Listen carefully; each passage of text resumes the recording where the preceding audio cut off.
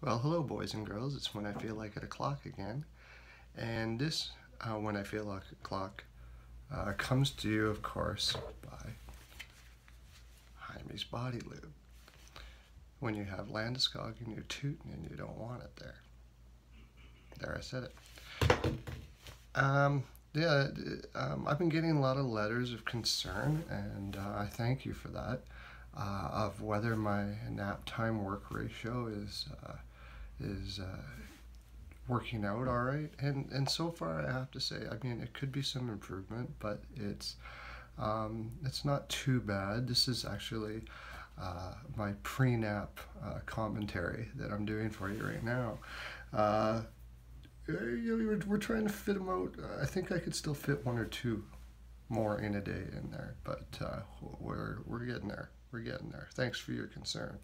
Also, I got a lot of letters about Colorado and trading Matt Duchene. This rumor doesn't seem to want to go away, or Landeskog. As far as trading Matt Duchene, unless you're getting something tremendous, no. You don't trade Matt Duchene. Centers like him just don't come around very often. I love the guy. I think I don't think people rate him as high as he should. To me, he's a number one center. A lot of people think he's a number two. I don't know why. You would have to be getting a 1-2 defenseman, and in this league right now, that is extremely difficult to get. The value of them are too high, as you can tell by the Hall trade and several other trades of that ilk. I wouldn't be trading them. If I had to trade anybody out of that core, I guess Landeskog would be it. He's a little overpriced for what he is. I know he's got great leadership and so on and so forth like that.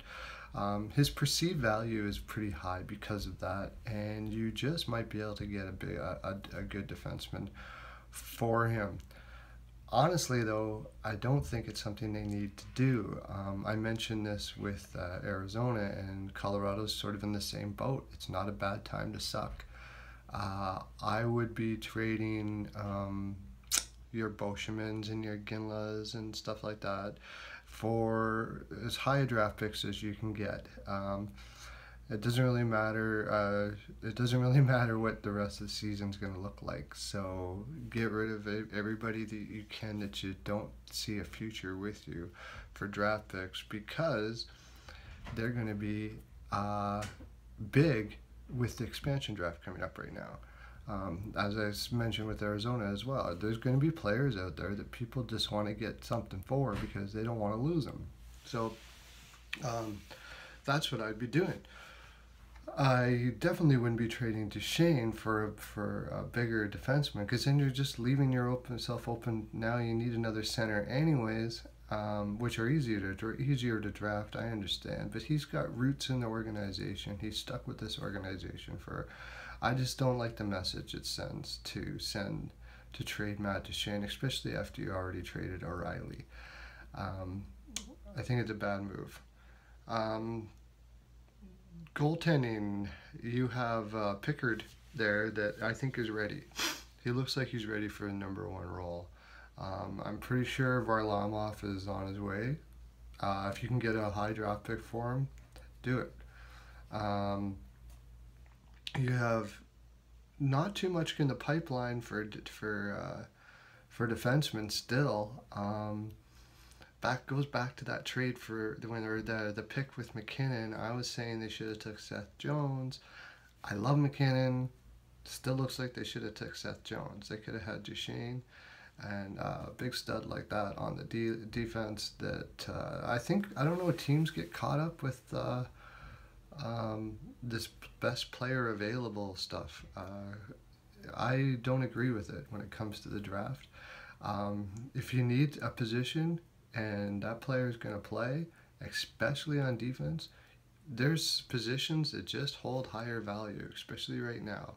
And defensemen are held extremely high value. So if you've got a choice between a forward and a defenseman, and they're maybe on the same level, or maybe the forward has a little more skill level, I still take the D-man right now. And teams like Colorado are starting to see why. Edmonton as well, actually. They had to make that Hall trade because they didn't take Murray back when they could have had him. And Colorado's not talking about trading Matt Duchene for defensemen when they could have already had him. They picked forwards instead, and have kind of left themselves out there. And now they have to trade one, hopefully, to get a defenseman. But the problem is you have to give so much up for forwards to get defensemen because there's so few of them out there. They can't fill the league rosters right now with defensemen, with good, solid, top 4 defensemen. They're just not out there. So if you can get them in the draft, get them, because they're higher value than forwards. What do I think that Joe Sakic is going to do? I'm afraid, I'm really afraid that he's going to trade Matt Duchene. And if he does, I think that should be the end for him. I think it already should. I don't really like many of the things that Joe Sakic has done up until now. Great forward, loves the guy. Was like one of my favorite players of all time, but as a general manager, yeah. not really enjoying what he's doing for you guys in Colorado there. So I'm afraid he's going to do something like that. I hope not. I hope for your sake he doesn't, because I know if you're a fan, you gotta love Matt Duchene. If you're a Colorado fan, I don't want you to lose him, man. Hopefully things start working out better for you guys. You don't have that bad of it. It's actually not as bad as it looks. You've got a good forward depth. You just need some defensemen. I actually as much as I didn't really like the O'Reilly deal, but Radulov looks like he's working out to be a pretty darn good defenseman. You've got Rantanen in there, who I really, really like. And by the way, for your fantasy guys on Colorado, that's my guy right now. Hopefully, they should be playing their young players as much as possible down the stretch. Rantanen should get lots of ice time. I see him getting lots of points for the rest of this year. So there's your fantasy pick. Well, that's my full 42, and I got to hit nap time. So I'm feeling a little bit fatigued. Haven't had a nap in a while.